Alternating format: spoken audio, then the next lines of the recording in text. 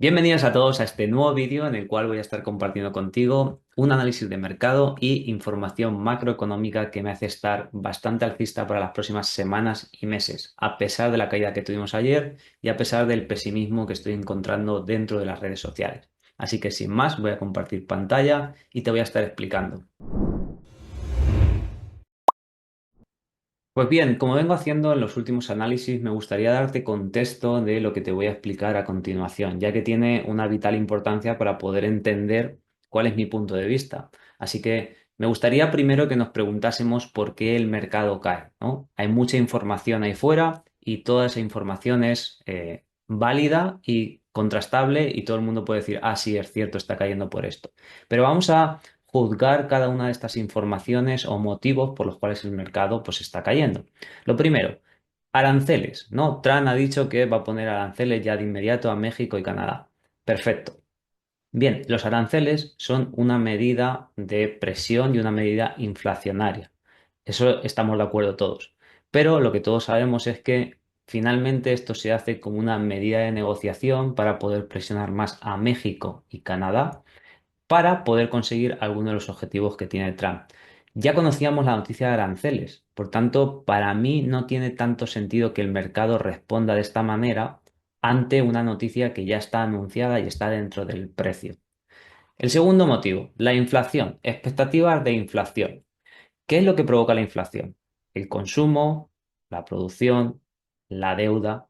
Entonces, ya sabemos que porque lo ha dicho la propia Fed, no es el consumo lo que está provocando la inflación. De hecho, los últimos datos económicos muestran que la economía no está tan fuerte como se cree.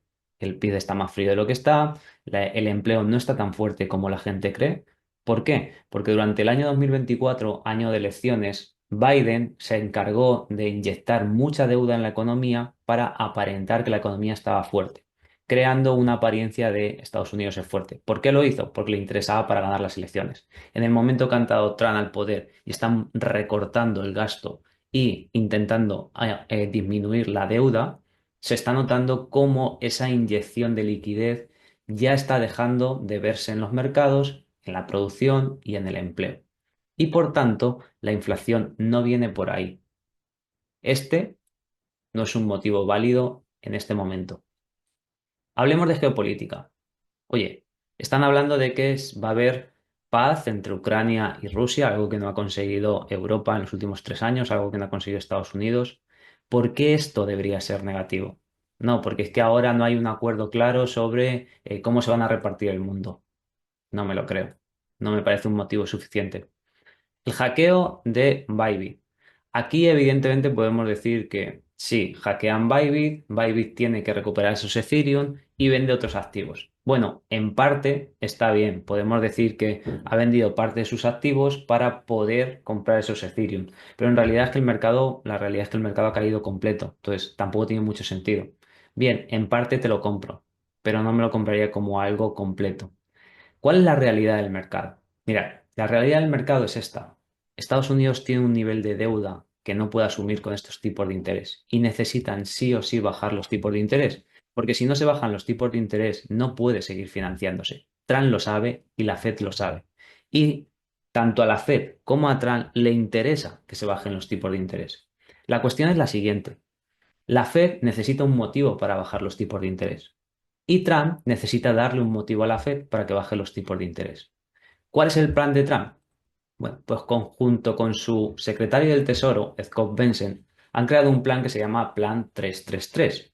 Este plan consiste en devaluar el dólar, pues ese es su objetivo, mostrar unos mejores datos de inflación y que el rendimiento del bono a 10 años caiga.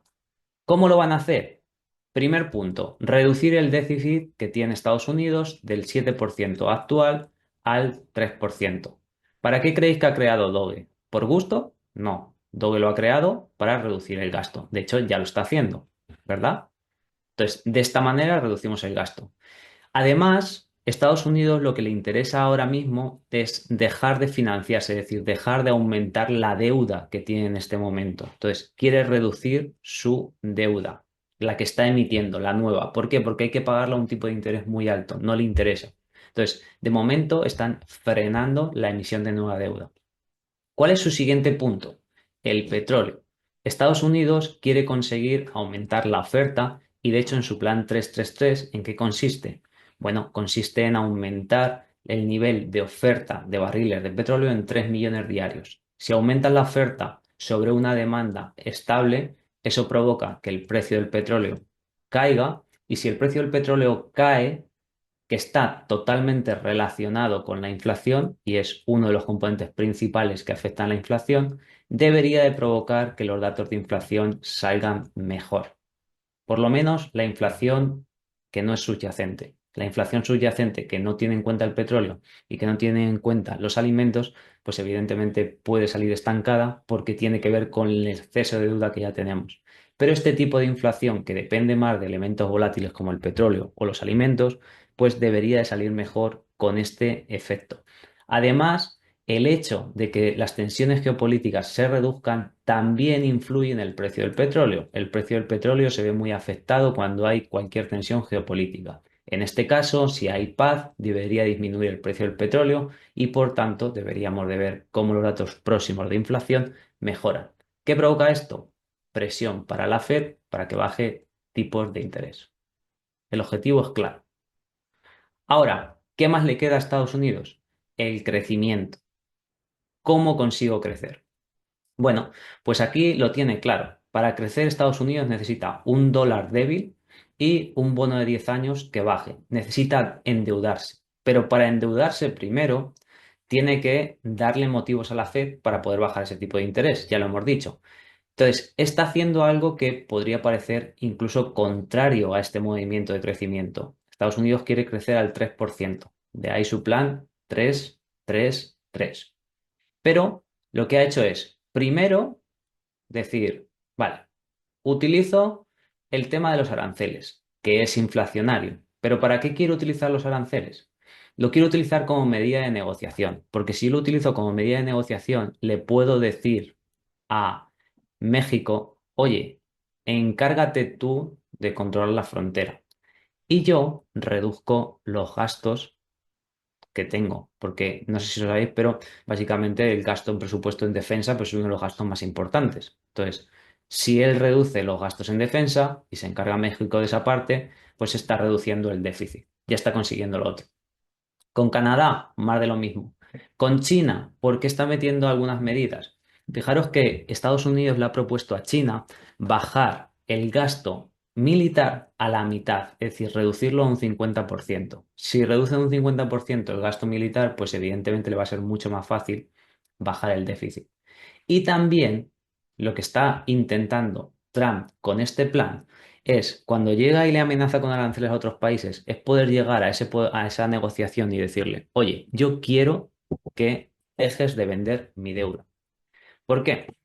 Hace unos cuantos años, creo que fue en el 75, una cosa que se llamó el Plaza Accord, es decir, un acuerdo en el que todos los países y socios comerciales con Estados Unidos decidieron conjuntamente devaluar el dólar. Eso es lo que está buscando Donald Trump, porque devaluar el dólar a él le ayuda mucho a poder seguir su economía y sus políticas monetarias que él quiere llevar a cabo, sus políticas fiscales. Entonces, es un poco también lo de los aranceles.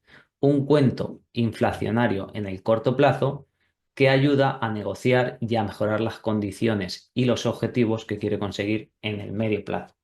Además de esto, tenemos que tener en cuenta otra cosa, y es que Donald Trump sabe que si amenaza con los aranceles, el crecimiento económico no va a ser posible. Es decir, la economía se va a enfriar. Si la economía se enfría y el empleo empieza a mostrar síntomas de debilidad, al mismo tiempo está provocando una presión extra sobre la Fed, a la cual está diciendo, tienes que bajar tipos de interés si no quieres crear una recesión. Tú verás. Entonces, con este plan de Trump, que parece que es que no tiene ni idea y que no, Trump está loco, no, Trump sabe perfectamente lo que está haciendo y le da igual todo el mundo. Tiene muy claros sus objetivos y cómo lo quiere conseguir. De ahí el America First, bueno, el América primero va sobre esto, es decir, conseguir sus objetivos cueste lo que cueste. ¿Qué puede pasar de todo esto? El resultado es, oye, si logran su objetivo sin crear un crash, perfecto. Baja la inflación, la Fed tiene su motivo para bajar la inflación. El mercado puede seguir subiendo porque aumenta la liquidez en el mercado. Y todo el dinero que ahora mismo está puesto en la deuda, que están cobrando intereses del 4 o 5%, sale de la deuda. ¿Por qué? Porque necesita ir a los activos de riesgo para no perder dinero de la devaluación del dólar, porque el dólar va a estar devaluándose. Entonces, si tú tienes dólares y la deuda paga menos, el dólar se devalúa y como el dólar se está devaluando y tú ahora cobras menos, necesitas arriesgar más. ¿Dónde va a ir todo ese dinero? A activos de riesgo. Bolsa, cripto. Es un juego simple. No es fácil de hacer en los tiempos, pero es simple. Ahora, que Trump no logra su objetivo de bueno, que la Fed baje tipos de interés porque la inflación sigue saliendo estancada, porque no consiguen devaluar el dólar, porque al final los aranceles los tiene que hacer efectivos, ya que los países con los que llegan a acuerdos no consiguen llegar a un acuerdo bueno.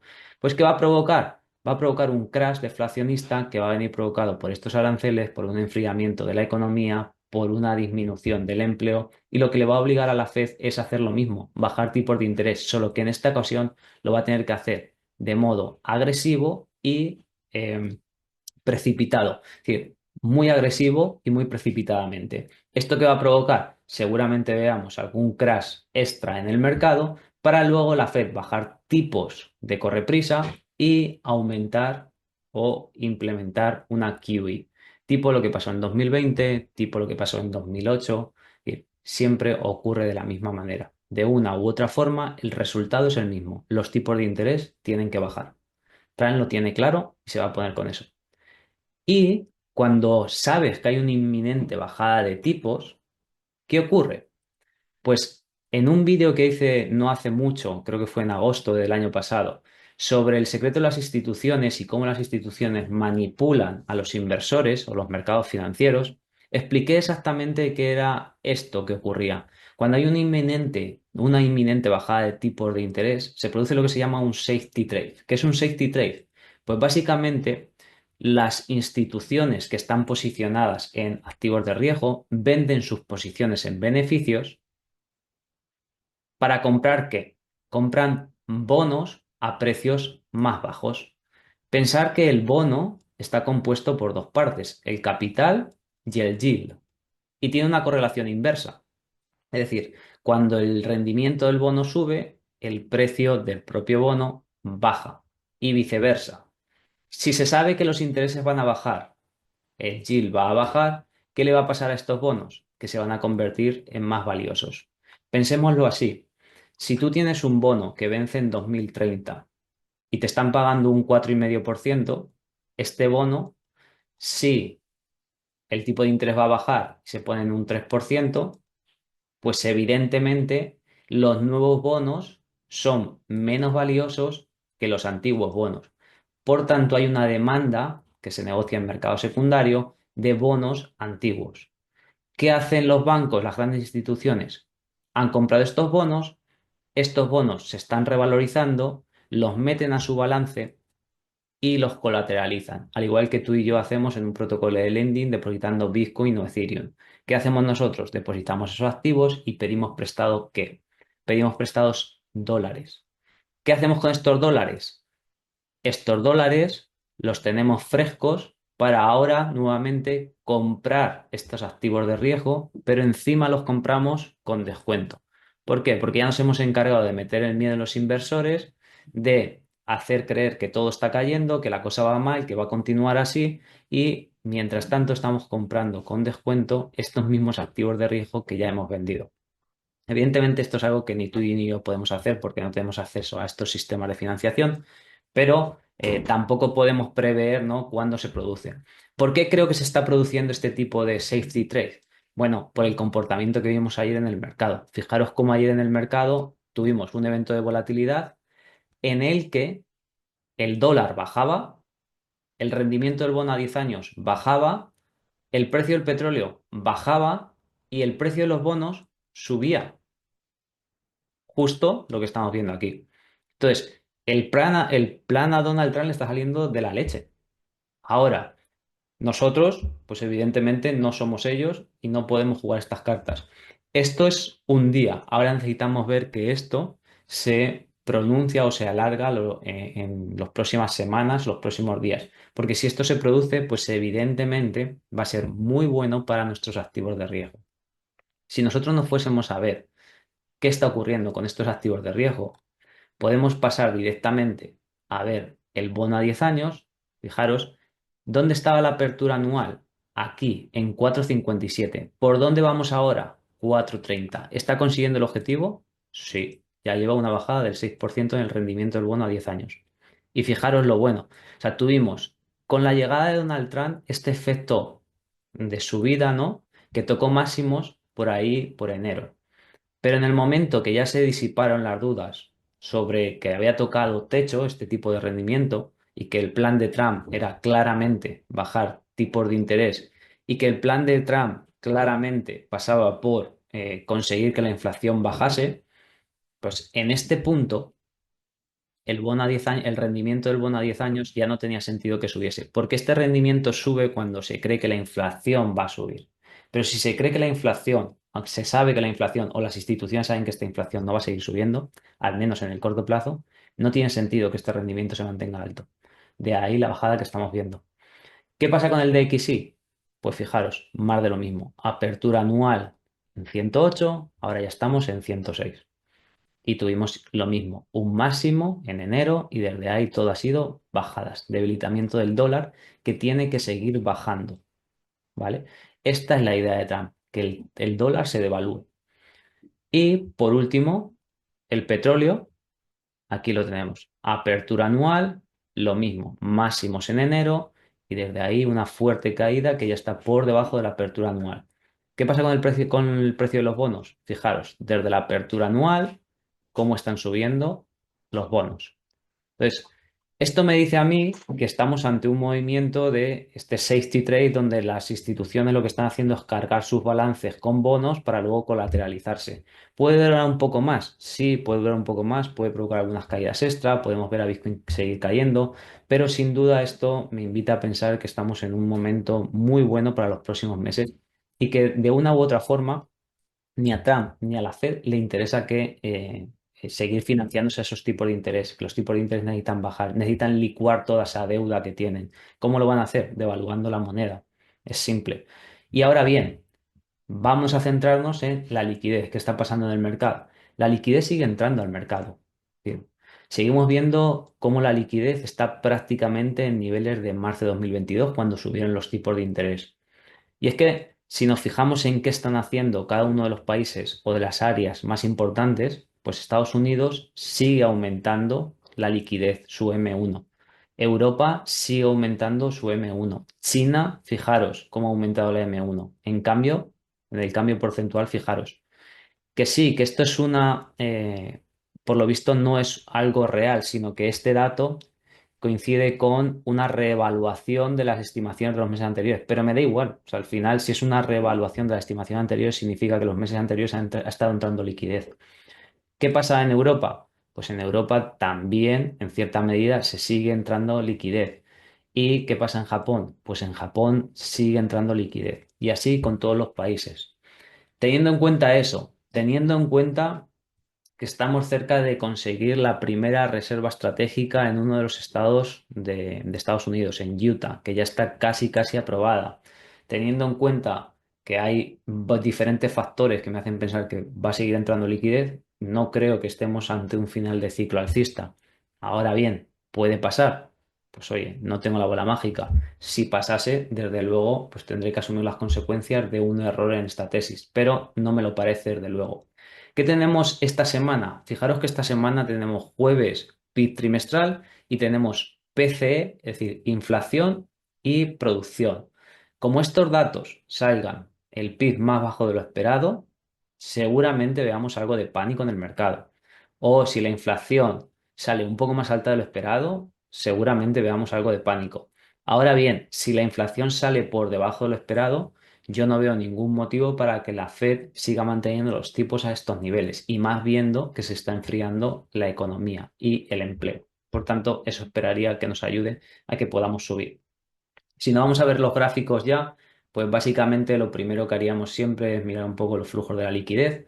Estamos viendo algo bastante curioso, o al menos a mí me lo ha parecido, y es que el día de ayer, a diferencia de lo que había pasado en muchas ocasiones, mientras el mercado caía a plomo, la dominancia tuvo esta caída a la baja, que coincide con una subida en Ethereum contra Bitcoin y que coincide también con esta subida en otros y esta subida en Total 3. Entonces, me parece bastante curioso que en este punto, cuando hay tanto miedo en el mercado, si hay tanto miedo a la inflación y hay tanto miedo al riesgo, ¿no? ¿Por qué Bitcoin, que es el activo menos arriesgado, cae menos incluso que las altcoins? Me parece bastante curioso. Por lo menos lo dejo ahí. De hecho, el comportamiento de todo el mercado versus Bitcoin fue positivo. Con respecto al dólar, acabó subiendo todo, pero no fue tan positivo. Pero con respecto a Bitcoin, fijaros cómo lleva siendo positivo durante los últimos 7 días, los últimos 24 horas, por supuesto, y contra el dólar también fue, pero contra el dólar fue bastante negativo. Sin embargo, contra Bitcoin la mayoría de narrativas estaban en positivo, algo que me parece bastante curioso. ¿Qué pasó ayer? Pues hubo un evento de liquidación, volvió a haber un evento de liquidación masivo, tuvimos liquidaciones por valor de 1,34 billones, que seguramente sean más, porque ya sabéis que los datos que recoge la API de CoinGlass no son todas las liquidaciones que hay, pero pues estamos ante un momento de nuevas liquidaciones, sacar nuevamente a los largos del mercado y desesperar. Que al final pues estamos en un momento donde ya la paciencia no se va agotando. Pero todo esto pues me invita a pensar que estamos en un momento bastante importante, en zonas de reversión de la dominancia, en zonas de reversión de Ethereum contra Bitcoin, y aquí es donde tenemos que ver principio de reversión. La semana pasada decía, aquí no ha pasado nada. El viernes también comentaba, la gente decía, no, vamos a ponernos en Reason. No, de momento no, no haya pasado nada. USDT seguía en el mismo rango, la dominancia seguía en el mismo rango. Es decir, necesitamos que entre todo este dinero que ha salido a stablecoin, que entre a nuestros activos. ¿Qué pasó en Bitcoin? Bueno, en Ethereum, mejor dicho. Pues nada, en Ethereum estamos en el mismo punto donde estábamos la semana anterior. Hemos llegado a ciertas zonas, necesitamos recuperar la zona de 2800 para poder pensar en largo. De momento, todo lo que sea por aquí es consolidación. Lo mismo con algunos otros activos que comenté la semana pasada, tanto Tao, que ha tenido un comportamiento, bueno, digamos que interesante, no ha sido el peor, aunque ayer cayó con bastante fuerza. Injective, pues lo mismo, no ha superado la zona, por tanto nos mantenemos igual. Pues bien, esto es un poco todo lo que tenía para analizar. Vamos a ver por último ya Total 3. Fijaros cómo seguimos dentro de todo este retroceso. No podemos pensar que la cosa haya cambiado, pero empezamos a ver ciertos síntomas que de continuar a lo largo del tiempo podría ser más que interesante y que podría dar lugar a lo que todo el mundo estamos esperando, ¿no? Que es una muy buena subida del mercado alternativo, de las altcoins, de Ethereum y por supuesto pues que podamos tener un buen ciclo alcista, que lo estamos teniendo, pero que evidentemente no está siendo tan salvaje como otras veces y eso pues siempre genera como una sensación de que no está tan bien el mercado. Hasta aquí dejamos el vídeo de hoy, espero que te haya gustado, espero que te haya servido. Por supuesto, quiero que tengas en cuenta una cosa, si esta información no la compartes, me parece muy bien. Si piensas que el mercado alcista ha terminado, también me parece bien. Creo que tienes que hacer aquello con lo que te sientas cómodo y ser responsable de las decisiones que tomes. Si el mercado alcista ha finalizado y esto que estamos viendo es el principio de la caída, pues habrá que asumir las consecuencias, tomar ciertas pérdidas y asumir que no estábamos en lo correcto con nuestras tesis. Lo importante es que tengas un plan y que tengas siempre una buena gestión de riesgo. Así que sin más, me despido de ti. Si te ha gustado, por supuesto, pues me gustaría que le dieses un like, que lo compartas y que me ayudes a llegar a más gente y nos vemos en próximos vídeos. Chao.